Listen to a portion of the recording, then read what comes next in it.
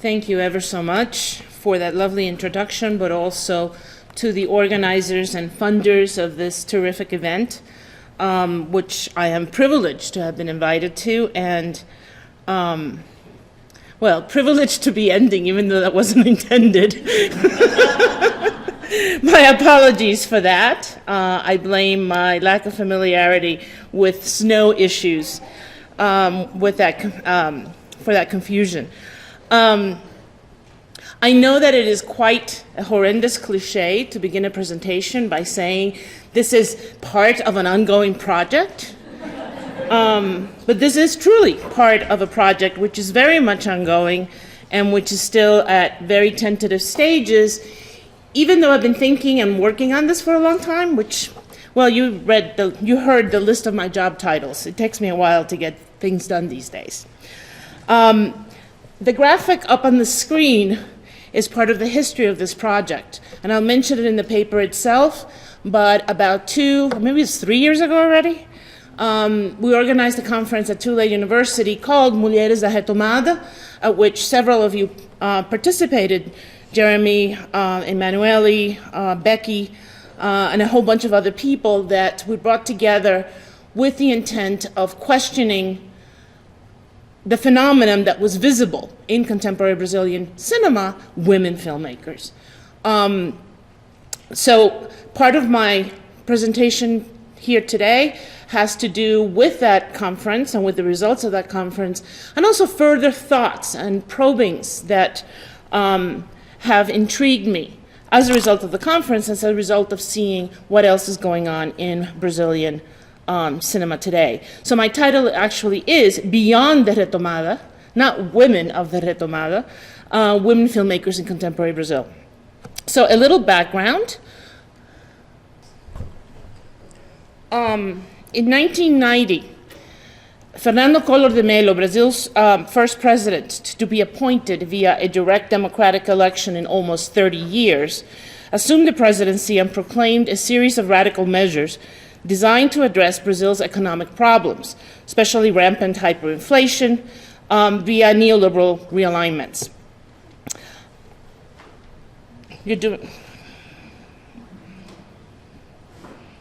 I got a lot of early, quick slides, I'm sorry. Among these measures was the elimination of direct state support for the cinema and of Embrafilme, the agency that had funneled state resources for filmmaking since 1969. The Retomada is how critics described the almost miraculous return of Brazilian cinema since the national industry hit bottom in 1992-93.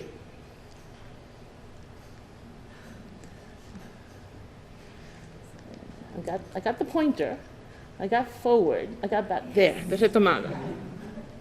Okay. As these statistics show, state support for the cinema reappeared, but in very different formats, essentially in the form of tax incentives for corporate and individual investors. For my purposes, it is most interesting that the Retomada arguably began in 1995 with the unparalleled success of a film by popular actress turned director Carla Camurati, and the film was Carlota Joaquina, Princesa do Brasil, a historical farce reminiscent of earlier chanchadas and TV Globo novelas that also wove a complex transnational dialogue for Brazilian and international audiences.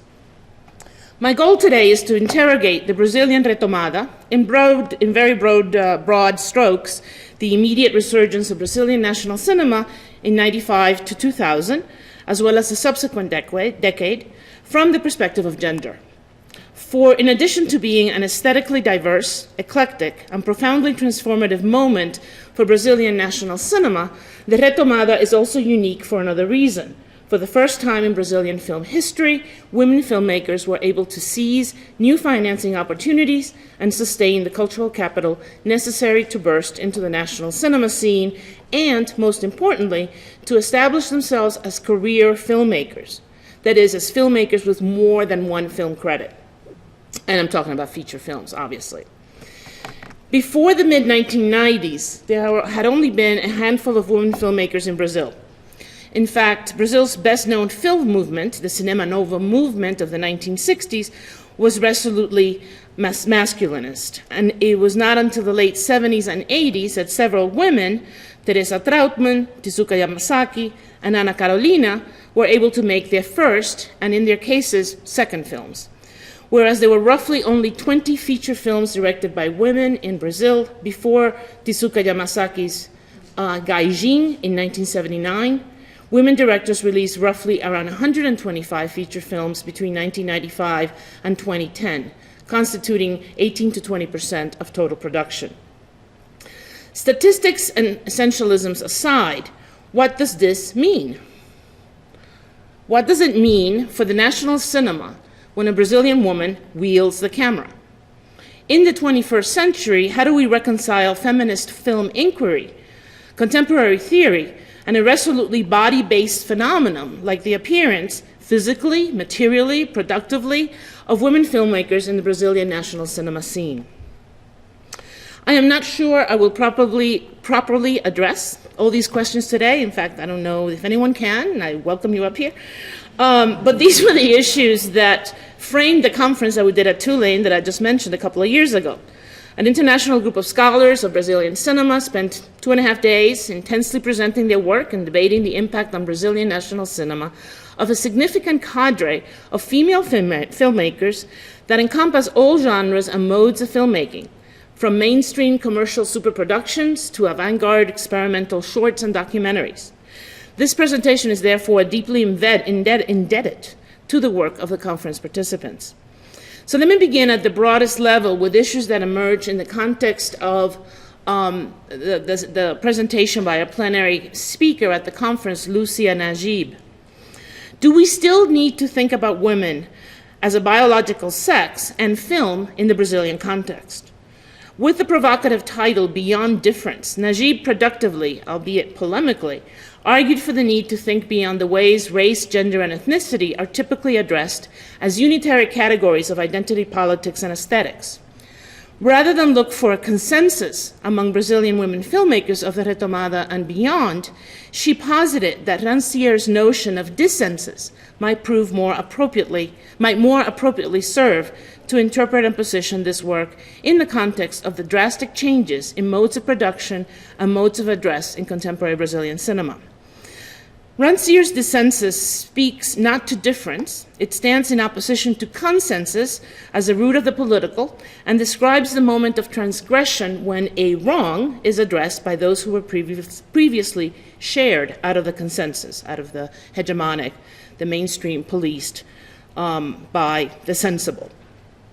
Although this is not the direction that Najib followed in her presentation, I've been intrigued by this, and I would argue that we can look at specific interventions of Brazilian women filmmakers of the last 15 years as instances of dissensus, as interruptions of the aesthetic and political consensus of a Brazilian national cinema that had till then been conceived of as a masculinist practice, as a practice of auteurist men with ideas in their heads and cameras in their hands.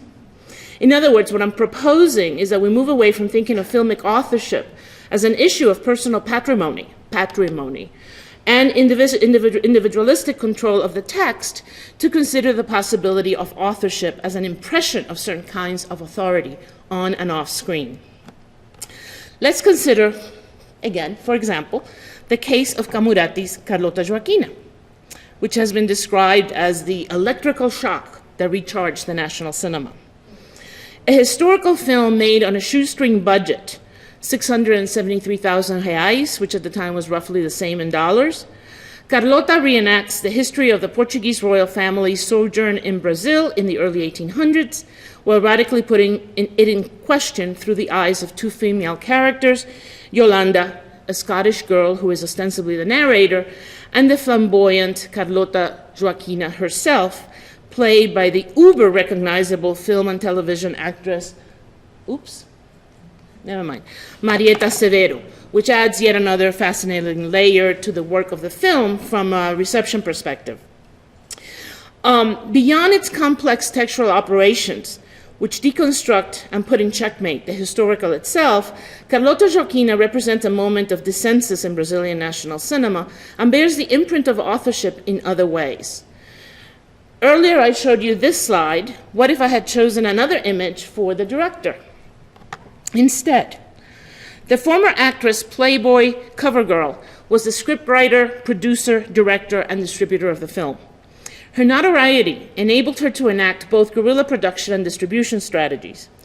After receiving one of the first awards of the Premio Resgate Cinema Brasileiro program, which was put in place at the end of the Itamar Franco presidency, she received this award to develop the script. It was only about 100,000 reais. Camurati assiduously courted businesses for funding, tapping into corporate marketing funds for another 400,000. In total, there are a remarkable 98 corporations listed on the poster of the film and in the credits. Very long credits. Could anyone have accomplished this amazing fundraising feat besides a well-known actress, Playboy cover girl? After a very modest initial run in Rio de Janeiro in only 4 theaters and reaching about 25,000 spectators, Camurati personally took the film on the road, established more lucrative deals with exhibitors by bypassing a distribution company, so she generated 50-50 split of the box office with exhibitors, and aggressively targeted the educational market by focusing on the film's pedagogical value.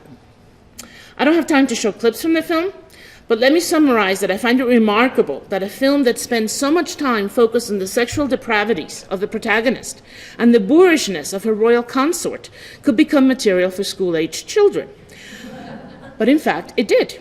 And to this day, if you Google in Portuguese the film, most of the sites that will come up are pedagogical sites detailing how to use the film in middle and high school classrooms, history curricula in particular.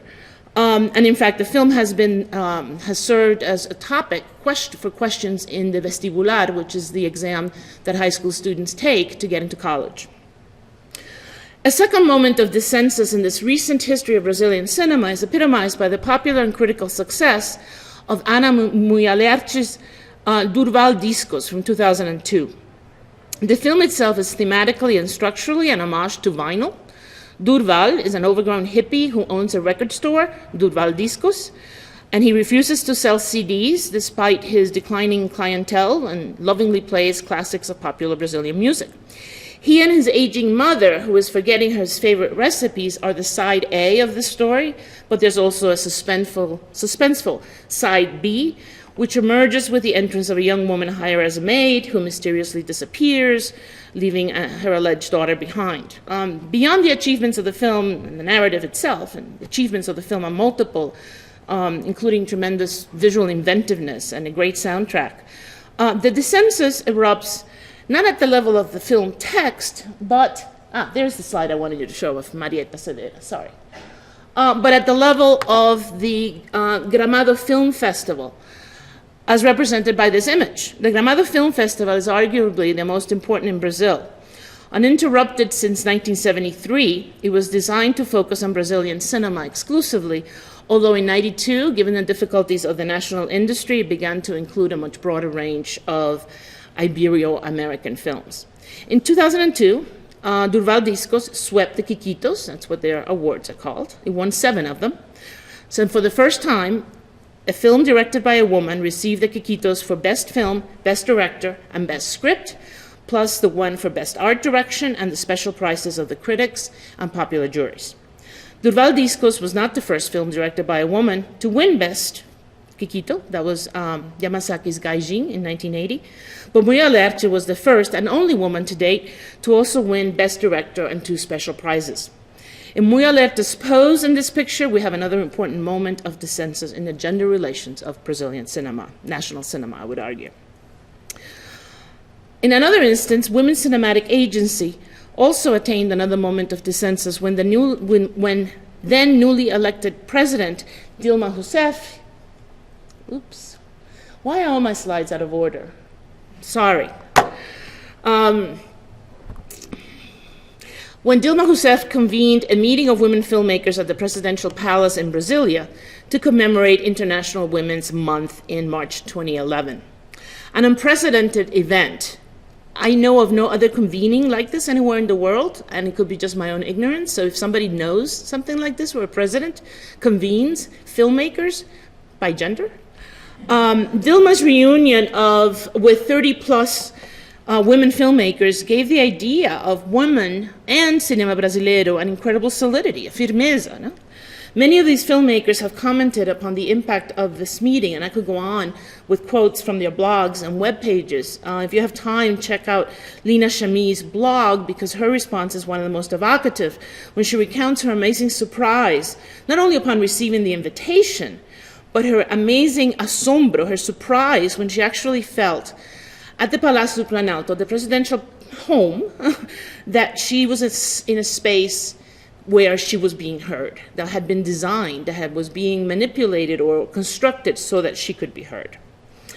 There is yet another instance of dissensus generated by women filmmakers of the Retomada and beyond, this time returning to the question of authorship, to which I alluded early on.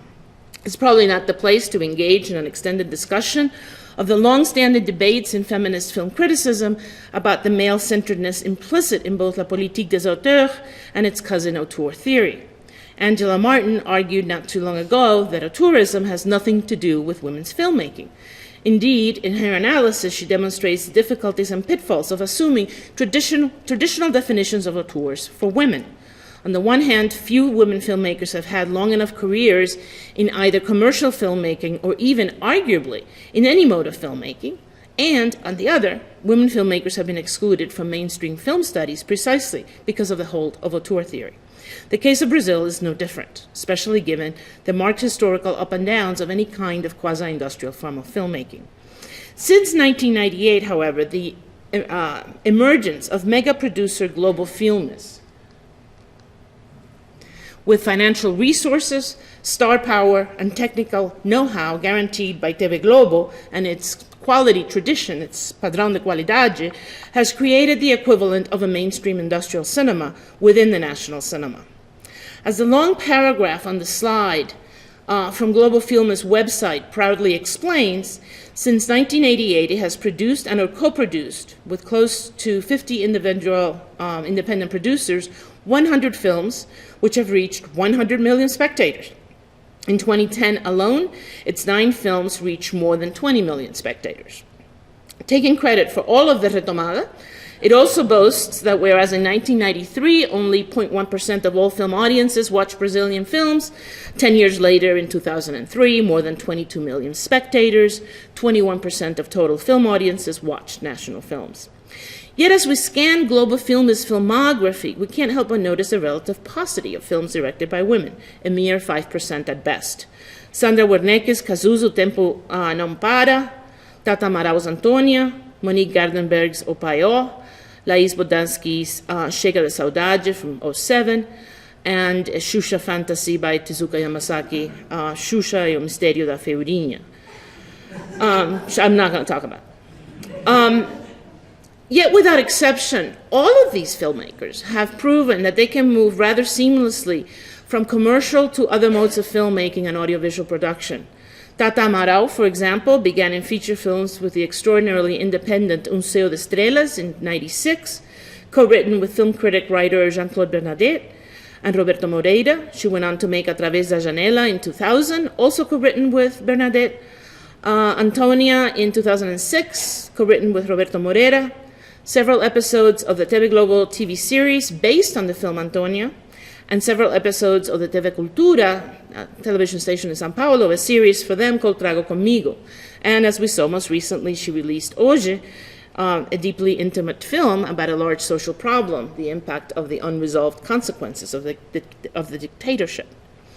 This is not at all an unusual trajectory, and I could plot similar paths that oscillate from commercial to independent production, from documentary to fiction, or films that straddle both, and both from film to TV and back for most contemporary women filmmakers in Brazil. In fact, I should probably change this and start talking about women audiovisual producers instead of filmmakers. The aforementioned Ana Muyalerch, for example, began in TV Cultura in São Paulo, writing scripts for very popular children's shows, Mundo da Lua and Castelo Rá-Tim-Bum, directed and scripted Durval Discos, returned to television, this time for HBO Latin America, to script several episodes of the brilliant series Filhos do Carnaval in 2006, directed by Karl Hamburger, another frequent collaborator. She wrote and directed E Proibido Fumar, the film, in 2009, Chamada a Cobrar in 2013, which began as a TV film and then became a film, and the telefilm Além de Tudo Me Deixou Mudo o Violão, citing the first verse of a popular Chico Buarque's song scheduled for release in a few weeks from now. These examples point to several points of transgression in contemporary authorship among women filmmakers in Brazil beyond the crossing of genres and modes of production. Authorship as a marketing brand remains very important for the captação, or the capturing, this is what they call it, of tax incentive funding, and for international co-production financing. Both Lucia Murat and Sandra Kogut, who were at the conference, described it in terms of a strategy they described it as strategic positioning. Authorship as voice, however, was never once articulated by them or by other women that I've talked to, women filmmakers that I've talked to, as the expression of an individualistic artistic sensibility or personal patrimony or vision, but rather as a responsibility. And this I found really striking. As Kogut put it, at the end of the day, it is my duty to have an overall vision because it is my job as a director to do so. I have a duty to fulfill for the crew, for the actors. I have to do the right thing for them. Finally, it is also striking how collaboration complicates and troubles standard notions of authorship. Filmmaking couples are not new to the cinema, to world cinema, but they proliferate in contemporary Brazil. Whether domestically, romantically attached or not, ongoing collaborative relationships crossing gender lines, either as co-directors, directors, and screenwriter, or both, are astoundingly frequent.